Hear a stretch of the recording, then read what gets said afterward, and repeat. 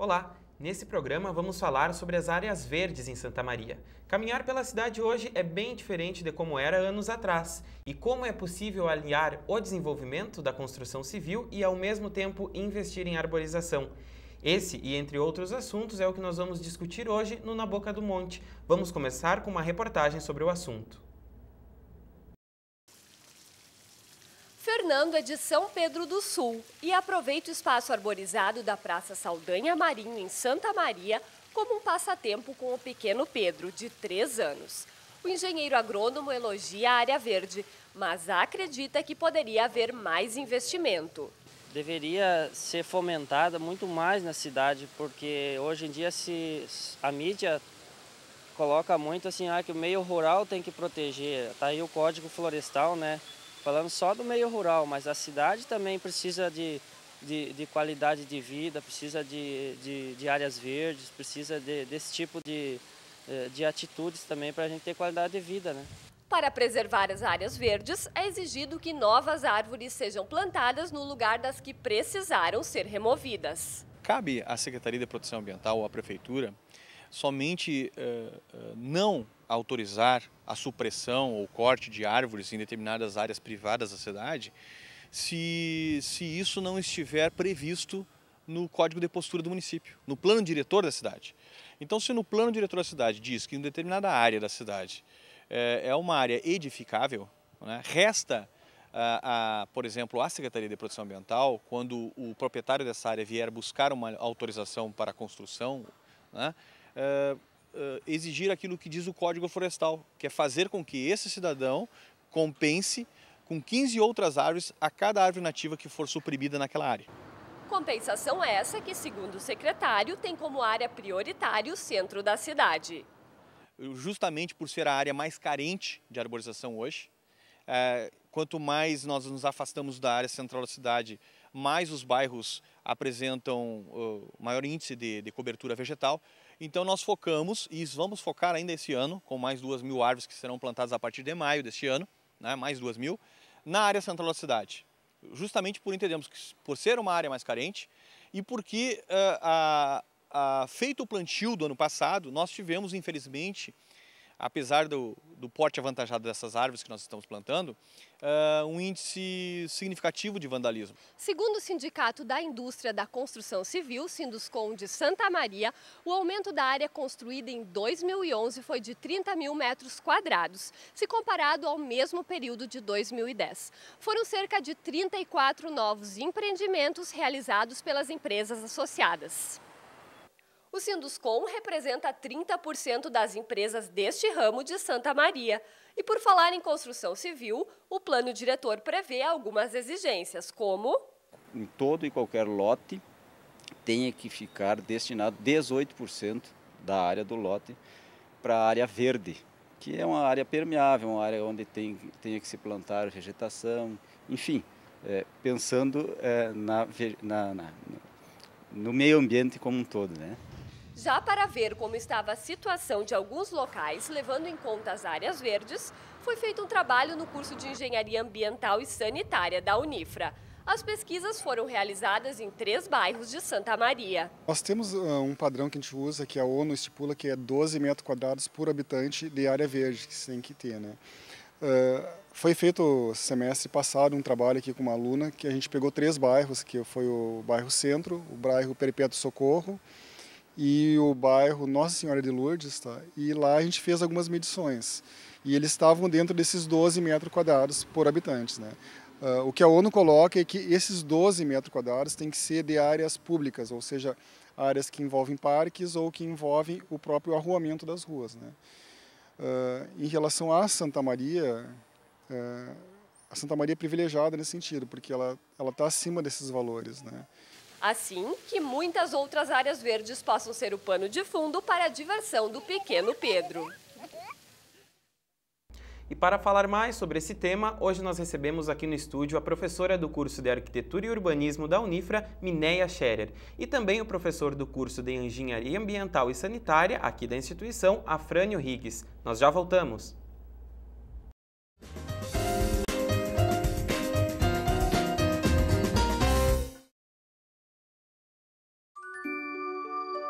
Existe um lugar onde eu me sinto muito feliz, porque eu brinco, dou risada, aprendo coisas novas e tenho um monte de amiguinhos.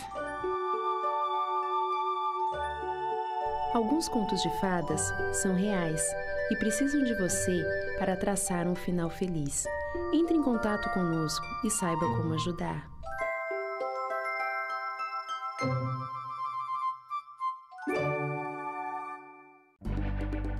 Santa Maria, cidade acolhedora, coração do Rio Grande.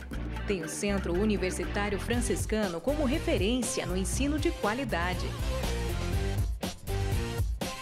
Construído por pessoas que estudam, sonham e que não se cansam de criar. Unifra, um centro universitário por excelência.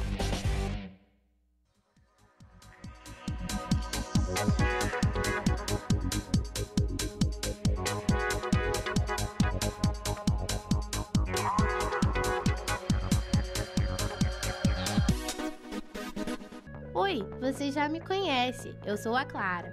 Já imaginou chegar na faculdade morrendo de sede e não ter água para beber? Ou chegar em casa louco por um banho e não poder tomar? Aposto que não seria legal.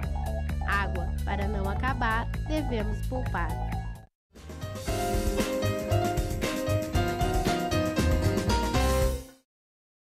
No programa de hoje estamos falando sobre arborização e a construção civil. Aqui no estúdio comigo a professora do curso de Arquitetura e Urbanismo, Mineia Scherer, e o professor do curso de Engenharia Ambiental e Sanitária, Afrânio Riggs. Bom, primeiramente sejam bem-vindos ao programa. Satisfação estarmos aqui. Bom, professor, eu começo perguntando para o senhor, então, existe algum tipo de árvore indicada para plantar em áreas centrais da cidade?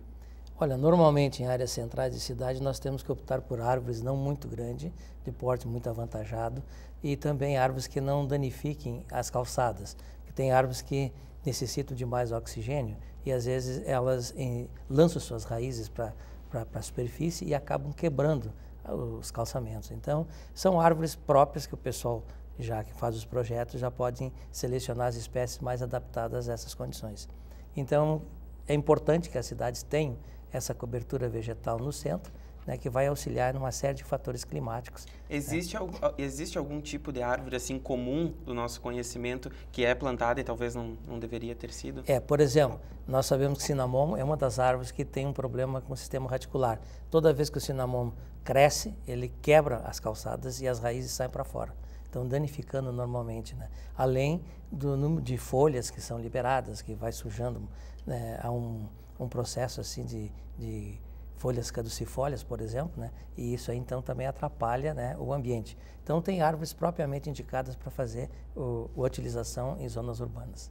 Existe, professor, assim, alguma coisa que ampare ou qualquer pessoa pode plantar na frente de casa uma árvore? É melhor, na verdade, ela procurar algum especialista que recomende algum tipo específico, não? Perfeitamente. Você sabe que todas as cidades têm um plano diretor e a Secretaria do Meio Ambiente de cada município tem as regras e o que deve ser plantado e como deve ser processado essa atividade, né? Toda vez que nós tentamos inventar, muitas vezes inventamos errado. Então o brasileiro tem muito de criar coisas diferentes, mas ele deve seguir uma metodologia, deve seguir um padrão que foi planejado, um planejamento, né, que está dentro do plano diretor da cidade. Então isso é muito importante que as pessoas observem esse plano diretor, para que exista uma coerência entre as ações que serão implementadas naquela cidade. Tá certo. Professora, a senhora ministra aqui no curso de Arquitetura e Urbanismo uma disciplina que se chama Conforto Ambiental, não é verdade? Poderia falar um pouquinho para a gente do que se trata essa disciplina? Sim, no curso de arquitetura, as atribuições do arquiteto também envolvem essa questão do paisagismo e do planejamento urbano, né?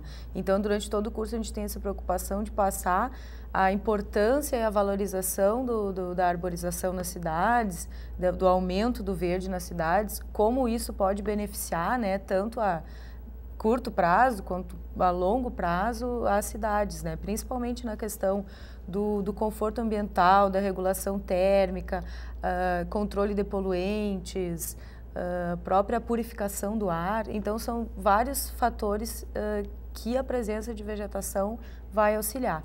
E a questão do microclima é uma questão muito forte, muito importante, né? Porque uma área sombreada, né, uma área que tem a presença da vegetação, sempre vai ter um clima mais agradável do que uma área que só tenha pavimentação, que só tenha prédios, né, e sem presença do verde. Agora que tu citou, professora, em prédio, a gente vê que a cidade, ela cresce muito verticalmente, né, muitos prédios, principalmente no centro, e uma grande, né, reclamação das pessoas que moram, né, em prédios é que elas têm pouco contato com o verde, não podem ter um pátio. Existe alguma alternativa para essas pessoas cultivar alguma coisa na sacada, dentro da própria casa, no apartamento? Sim, existem espécies, não é uma gama muito grande, mas existem espécies que se adaptam a ambientes internos, que geralmente são mais escuros, né, e menos ventilados. Mas uma alternativa também para quem tem presença de sacada, né, aí sim de poder ampliar, a gente já tem uma gama maior de espécies que pode ser plantada, e inclusive existem atualmente muitos estudos e relacionados com o uso da vegetação na parte externa do prédio, como parede viva, né, parede verde, trepadeiras que também poderiam ser colocadas nas sacadas, que funcionariam como elementos de proteção solar e, ao mesmo tempo, aumentariam o contato com o verde. Professora, e existe alguma lei que obrigue, por exemplo, construtoras a ter uma área verde dentro de um condomínio, dentro de um residencial? Sim, existe a legislação, novamente de acordo com o plano diretor e com o Código de Obras, que cada região da cidade tem o chamado índice verde, que é o índice que é onde a gente não pode pavimentar. Então, que pelo menos essa porcentagem do terreno a gente vai ter que ter de cobertura vegetal, seja com grama, seja com parte mais de paisagismo. E isso também, alguns planos diretores, não é o caso ainda de Santa Maria, eles estão procurando alternativas de transferir isso também para aumentar para os telhados verdes, coberturas verdes e também as paredes verdes, como eu comentei agora. Bom, eu pergunto para vocês dois agora, acho que o professor pode começar respondendo. Essa falta de área verde, professor, no centro das grandes cidades, o que ela pode ocasionar de prejuízos a médio, a longo prazo? Bom, normalmente as cidades que não têm a vegetação, não têm área verde, não têm árvores, elas têm ilhas de calor. Ou seja, durante o dia, o material dos prédios, as pedras, o reboco, enfim, todo o material é superaquecido e depois irradia o calor. Então você tem um calor acima do normal, né? Então, chamadas ilhas de calor. Isso acontece em São Paulo, acontece em todas as cidades que você tem um índice de construção muito maior do que a necessidade de vegetação, que não atende aquele mínimo necessário, né? Que foi de 12 metros por pessoa, né? Metros quadrados de área. Então, o que acontece? Toda vez que você tira a vegetação verde da cidade, você tira um fator importante que nós chamamos de evapotranspiração. Quer dizer, toda a folha de uma árvore, ela libera água e vapor da água para a atmosfera. E nesse processo da passagem da água líquida para vapor, ela absorve calor. Então diminui a temperatura. Por isso que normalmente nas áreas verdes é mais fresquinho, tem um ambiente mais agradável, né? Então esse fato, onde não tem área verde, não ocorre. Então o que acontece? A grama, ela é importante, mas as árvores, elas têm, além de ter a parte verde, tem a sombra, que você diminui o aquecimento da parte, vamos dizer, das paredes, dos prédios, dos edifícios, né? Então, isso aí tudo favorece para diminuir a incidência de calor, né? E com isso fica mais agradável, mais ameno. E além disso, né, você tem de estacionar um carro na sombra. Você imagina, você deixa um carro na rua, a temperatura vai quase a 80 graus, né? É interessante, é uma estufa, né? Então, as cidades que têm essa arborização têm um clima mais agradável, mais ameno, não tem aqueles picos de aquecimento, né? Então, tu tem menor variabilidade térmica do dia para a noite, né? Porque a gente também tem o sol, né, incidindo em prédios, calçadas durante todo o dia, mesmo depois que ele se põe, continua, né, aquela sensação de calor. A área verde, então, vem a contribuir ao resfriamento desses locais. E outra coisa, o calor que recebe durante o dia, ele aquece o material e ele irradia durante a noite. Recebe uma radiação em ondas curtas e transforma em ondas longas e emite isso aí de volta, né? Então você tem um problema aí de aquecimento do ar, né? Então aquece mais o ar. Então você tem temperaturas mais elevadas, né? Então esse mecanismo de vegetação atua no sentido de minimizar as amplitudes térmicas. Tu tem menor variação entre o máximo e o mínimo. E existe um tempo assim, mais ou menos, de quanto tempo demora para esfriar paredes, calçadas? Tem paredes, dependendo das condições, passa quase a noite inteira emitindo calor, né? Existem materiais que absorvem mais calor, professor? Exato, materiais que vão absorver mais ou menos calor, e isso vai repercutir nesse sentido de continuar aquecendo o ar do ambiente. E quando tu tem a presença de vegetação, se aquela área, aquele material já está na sombra, já está pela própria vegetação, né, a sombra da vegetação, vai evitar o aquecimento ainda maior daquele material, do que se estivesse exposto ao sol. E professora, com o avanço da tecnologia, tem algum material assim reaproveitável que se possa usar em paredes para que não absorva tanto calor? Bom, aí a gente tem estudos de tipos de materiais nesse sentido, mas também tem soluções mais simples, de novo com o uso da vegetação, né, que aí a gente tem de novo, como eu falei, a questão dos telhados verdes, das coberturas verdes. E as próprias cores claras, principalmente, né? Qualquer material de cor clara, ele já vai ter essa propriedade de absorver menos o calor e, consequentemente, irradiar menos. Então, a gente utilizar cores claras, né, nas nossas construções já ajuda nesse sentido. E nos telhados também, que é uma tendência também agora de tentativa de, com uma solução rápida, né, e não tão dispendiosa, pintar os telhados de branco e, com isso, tentar minimizar a absorção do calor e a elevação da temperatura. Sim. Bom, eu tenho uma pergunta para ti agora a respeito desse telhado verde que tu falaste. Tem o telhado branco, né, que Sim. tu disse que a pintura, né, do telhado com a tinta. O telhado verde, como funciona? Bom, o telhado verde, para o conforto térmico da edificação, ele vai funcionar como um isolante térmico. Mas para o ambiente em si, né, ele também vai funcionar como a grama, né, como a vegetação que a professora Fran estava explicando. É o mesmo mecanismo que a própria planta se alimenta desse calor, né, para fazer a sua respiração. E, professora, qualquer construção suporta esse tipo de telhado ou isso teria que ser trabalhado desde o início do início da planta que vocês, né, calculam, pesquisam, desenham? O ideal é que haja um planejamento inicial, porque isso envolve peso em cobertura, que vai depender da estrutura, né? Mas é possível substituir, só talvez tenha que reformular alguma questão estrutural do próprio telhado, né, para receber. Mas a gente já tem também alternativas de menos peso que possa substituir, inclusive, uma telha de cerâmica. A gente tem algum dos telhados, ou verde ou branco, que é mais eficiente? Os dois atuam, a física deles é diferente, né? A gente vê em pesquisas que o telhado branco seria uma solução mais imediata e de menos custo. E o telhado verde traria benefícios também mais a longo prazo, mas é um custo, um mecanismo um pouco mais difícil de implementar. Tá certo, então nós vamos para um breve intervalo agora e já voltamos com mais Na Boca do Monte.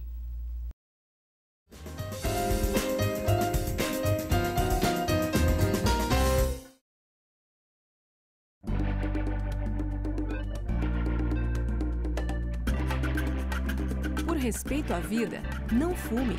Os males causados pelo tabaco representam riscos para a saúde de todos, sejam consumidores ativos ou passivos, sejam produtores agrícolas de fumo. Além disso, o tabaco prejudica o meio ambiente. Assim, por respeito à sua vida e à vida do próximo, viva sem o hábito de fumar. Viva com respeito.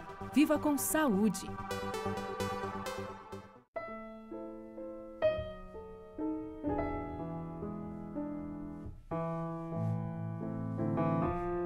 A ONG Royale está mudando a vida de muitas meninas carentes através do balé.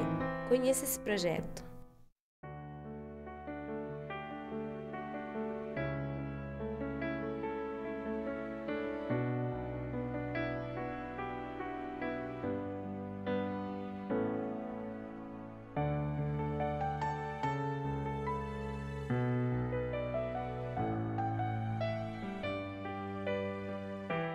ONG Parceiros Voluntários de Santa Maria, 6º andar do prédio da Cassisme.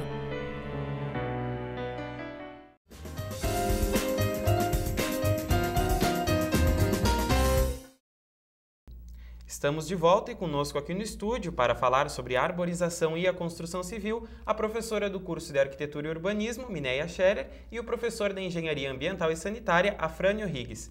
Bom, nessa temporada do programa Na Boca do Monte, a gente também vai às ruas para saber se a população de Santa Maria tem alguma dúvida sobre esse tema que a gente está abordando. Vamos conferir então, agora a primeira pergunta. Eu queria saber se teria alguma fórmula de eu deixar alguma área reservada, que eu estou construindo uma casa. Teria como deixar um espaço para alguma área? Então, professor, é uma dúvida de uma pessoa que está em construção, está na sua construção de sua casa, e ele quer saber de que forma ele pode reservar mais espaço para o verde.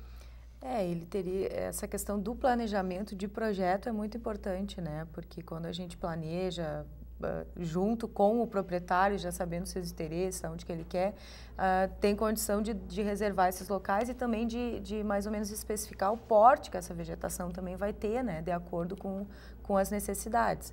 Então, dependendo da função, se a vegetação vai ter a função mais de sombreamento, de repente barrar uma insolação da tarde, né? Que afetaria muito, né, os quartos, por exemplo, um calor, então a gente teria que reservar um espaço um pouco maior se quisesse essa vegetação de maior porte. Então, depende muito, né, do que vai se ser planejado, né, o tipo de vegetação e o porte para conseguir reservar esse local, né, dimensionar esse local. Tá certo, vamos a mais uma pergunta. Eu tenho uma araucária plantada pela minha mãe no meu pátio. Ela já está atrapalhando os vizinhos. Posso cortar?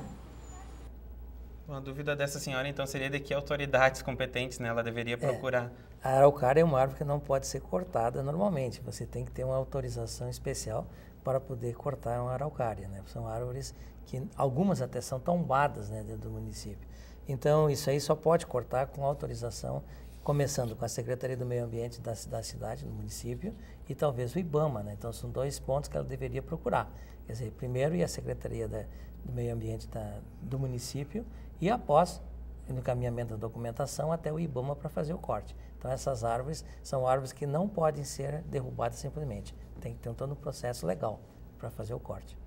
Tá certo. Eu pergunto para vocês, então, existem aqui na instituição, professores, algumas pesquisas relacionadas a esse tema de arborização nas cidades?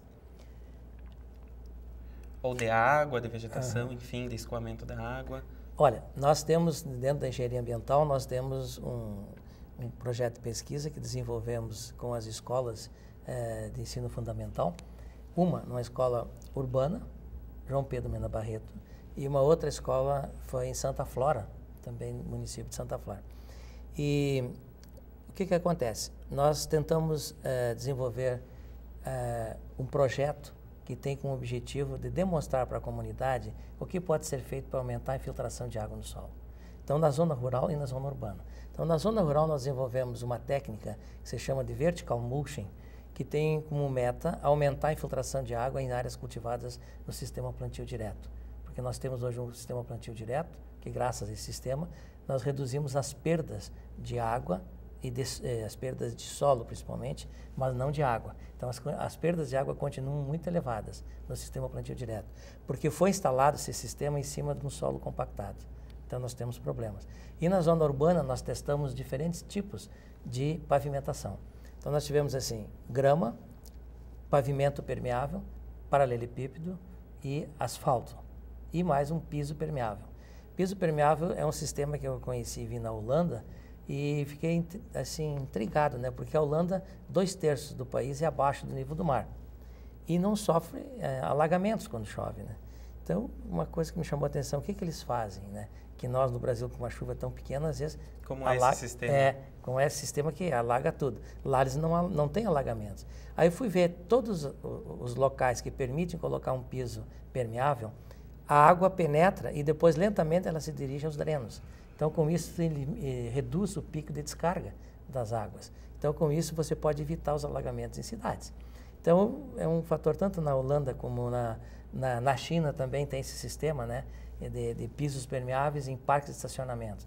Parques, por exemplo, de shoppings, poderia ser pisos permeáveis. Então, não precisa de alta velocidade, o carro pode passar, você pode cultivar uma grama em cima, então fica mais ameno o clima no verão, diminui os aquecimentos, porque a pedra e o asfalto aquecem muito mais. E esse piso, além de formar um gramado que fica verde, fica bonito, não atola, porque o carro pode andar por cima sem problema, né? E diminui o problema de temperatura. Então, é sempre vantajoso. E é possível instalar professores em lugares que hoje não tem, por exemplo, no centro da cidade, na frente de algum prédio, de algum residencial? Pode. É só retirar o piso que tem hoje lá e colocar um piso permeável. Agora, claro, vai ter um custo, porque vai ter que quebrar o que está pronto para fazer. O ideal seria o seguinte, cada nova construção que vai ser feita, reservar um espaço para isso, né? Agora, se nós queremos evitar ou reduzir o pico de descarga na cidade, para evitar os alagamentos nas partes baixas, nós temos que atrasar o movimento da água. Quer dizer, o princípio físico é esse. A água cai, ela tem que ficar onde ela cai. Obviamente, como nas casas não tem onde armazenar, eu sugiro uma técnica que poderia ser utilizada em todas as cidades do Brasil para diminuir o escoamento superficial e diminuir os alagamentos nas partes baixas da cidade. O que nós poderíamos fazer? Onde tu tem a entrada de carro de cada casa, você pode abrir uma cisterna, abrir um buraco de 2 metros de largura por 3 de comprimento e 2 de fundura, depende do tamanho do telhado, que tem a capacidade de armazenar uma chuva de X milímetros, que é o normal da cidade, o que ocorre naquela região. Com isso, nós evitamos que toda a água da cobertura vá diretamente para o coletor fluvial e rapidamente vai chegar na parte mais baixa. Então, com esse tanque, depois você concreta e coloca a grama em cima, se quiser, não tem problema nenhum de guardar água lá embaixo. Ele coloca no meio do tanque um caninho de 1 polegada ou sim, 1 polegada de diâmetro, é suficiente para depois sair lentamente essa água para o esgoto, para o dreno coletor. Esse dreno coletor vai receber de todas as casas uma pequena vazão, consequentemente não vai alagar a parte baixa. E, professor, nesses lugares mais baixos, o paralelepípedo é uma solução mais eficiente do que o asfalto? Ele pode aumentar a infiltração de água com o paralelepípedo, mas não resolve plenamente o problema. Porque o paralelepípedo, tu tem uma taxa de infiltração um pouco maior do que na grama, né? Mas em chuvas intensas, como nós temos tendo frequentemente, só o paralelepípedo não resolve o problema. Nós teríamos que ter outras estruturas junto. São áreas de depressões, por exemplo, quando faz um projeto de urbanização na cidade, os próprios canteiros da cidade, em vez de ser curvados nesse sentido, eles deveriam ser assim, para armazenar água. Então, o que nós temos? Nós temos uma curvatura errada, curvatura nesse sentido. O que acontece com isso? A água cai, escorre para a rua, e da rua vai embora. Se caísse, ficasse no canteiro, você teria mais uma área de captação de água, né? E, professora, tu poderia falar então um pouquinho de qual que é a importância, né, de um projeto arquitetônico e paisagístico, porque é mais difícil, como a gente estava conversando, recuperar espaços, não é? Exato, sempre um espaço que já tem, onde existe o problema, vai ser muito mais difícil de solucionar e vai ser muito mais dispendioso, com certeza. Então, a importância do planejamento, né, de um profissional que realmente tenha um conhecimento sobre o assunto, pesquise também novas soluções, como o professor está comentando, porque a gente tem que pensar a longo prazo, né? Sustentabilidade é justamente pensar no futuro do planeta a longo prazo, né? O que a gente, com pequenas ações dentro do nosso terreno, né, a gente pode fazer para contribuir para uma cidade, né, e com isso para melhorar todas essas questões. A questão da água é uma questão muito importante e que é um cruzamento, né, mesmo de conhecimentos que precisam estar atentos a isso, justamente no processo de planejamento mesmo das cidades. Bom, vamos a mais uma pergunta agora, então. Teria condições assim de melhorar assim as árvores na cidade, plantar mais árvores? Isso vem de encontro ao que a gente falava agora, né, de recuperação de espaços. De recuperação e de planejamento, né, porque é possível, mas a gente também tem que pensar se a nossa estrutura viária, as nossas estruturas de calçadas atualmente permitem, né, como que a gente poderia melhor distribuir a questão do pedestre, a questão do veículo, né, que cada vez toma mais espaço na nossa cidade, como que a gente poderia redimensionar, redistribuir isso aí para também ter mais espaço para o verde. E que não adianta também plantar árvores simplesmente sem ter esse planejamento se aquele espaço é suficiente, né? Porque vai dar problema de estourar a calçada, vai dar problema até para o próprio pedestre ou, eventualmente, para o estacionamento dos carros, enfim. E uma outra coisa importante é que onde você faz um plantio de uma árvore, você tem que ter um espaço ao redor da árvore para absorção de água e de ar. Que a gente esquece muitas vezes. Então, fecha com concreto até o limite da árvore. Não pode. Não. Ela tem que ter, no mínimo, ali uns 2 metros por 2 ali de área, né, para poder respirar. Ou um círculo, né, dentro de um espaço aí, praticamente 1,5 metro, sei lá, né, de diâmetro, para poder absorver água e fazer a respiração, né? Porque as raízes respiram, largam CO2 e precisam de oxigênio. E tem que ter um processo de troca, né? Senão ela não vai desenvolver também, né? E a gente vê agora o Brasil se preparando para grandes eventos como Copa, Olimpíadas. Eu queria perguntar para vocês como está esse mercado aquecido da construção civil, né? Como está a arquitetura, tanto a engenharia, pensando no desenvolvimento sustentável? Eu acho que nós temos uma oportunidade muito grande, né? E a parte de engenharia está muito carente no Brasil. Nós temos uma deficiência de engenheiros muito grande. Você sabe que o Brasil hoje ocupa o 57º lugar em matemática nos alunos de 15 anos que foram avaliados em 65 países. Ou seja, os nossos alunos na área de matemática estão relativamente fracos comparado com outros países, como a China, Taiwan, Hong Kong, Coreia, etc. Então, nós precisamos melhorar essa formação de matemática para poder termos bons engenheiros, né? Então, esse é um momento muito importante, né? Que existe uma demanda, há necessidade de engenheiros e nós temos que estar, vamos dizer, preparados para enfrentar essa demanda, né? Eu acho que é uma ótima oportunidade para a área de engenharia, por exemplo, e que cada vez mais isso vai ser necessário, a participação das pessoas. Cada vez que você inova, que você cria alguma coisa nova, você tem um resíduo. Então, você precisa trabalhar para poder manter a sustentabilidade do sistema. Caso contrário, nós vamos ser envolvidos por esse lixo, né, um monte de problemas que é decorrente da própria melhoria, né, que a gente chama para facilitar o bem-estar das pessoas, mas muitas vezes atrapalha. Né? E, professora Mineia, assim como a gente falava sobre essas atividades do telhado verde, branco, até o reaproveitamento da água que o professor citou, também aproveitar a energia solar, a gente sabe que muitas vezes essas técnicas, elas saem caras, né, para instalação. Mas mesmo assim tem pessoas que aderem, né, e que fazem isso. Tu acha que elas estão preocupadas realmente com o impacto ambiental ou elas estão mais preocupadas em poupar, né, em poupar financeiramente, de economizar, de armazenar água, né, e gastar menos na conta de água, ou então aproveitar a energia solar e gastar menos de energia elétrica? Tu acha que é preocupação, é uma conscientização ou é mesmo pensando no lado financeiro? Eu acredito que é uma conscientização, assim, em primeiro lugar, porque a pessoa realmente quando pretende instalar um sistema destes, um mínimo de relação custo-benefício ele vai pensar e vai realmente ver que é a longo prazo que ele vai ter esse retorno financeiro, mas ao mesmo tempo também está contribuindo com uma questão ambiental, né, que também a longo prazo pode ter uma repercussão. E outra, quanto mais pessoas estiverem fazendo, né, essa questão econômica também vai tendo um custo mais acessível. Então, a grande questão é realmente as pessoas, seja por um motivo ou por outro, mas que façam, né, e que se envolvam e que tenham vontade de fazer isso, que também vai melhorar a questão do custo, né, de implementar esses sistemas que são relativamente simples e que trazem tantos benefícios, né, tanto ambientais quanto econômicos. Professor, rapidamente, o senhor também concorda que é uma conscientização? Perfeitamente. Eu acho que, na verdade, é o seguinte, ó, duas coisas importantes. O Brasil tem uma fonte de energia solar muito boa e nós não usamos. Nós estamos dormindo embaixo de uma fonte de energia que não estamos aproveitando como deveríamos.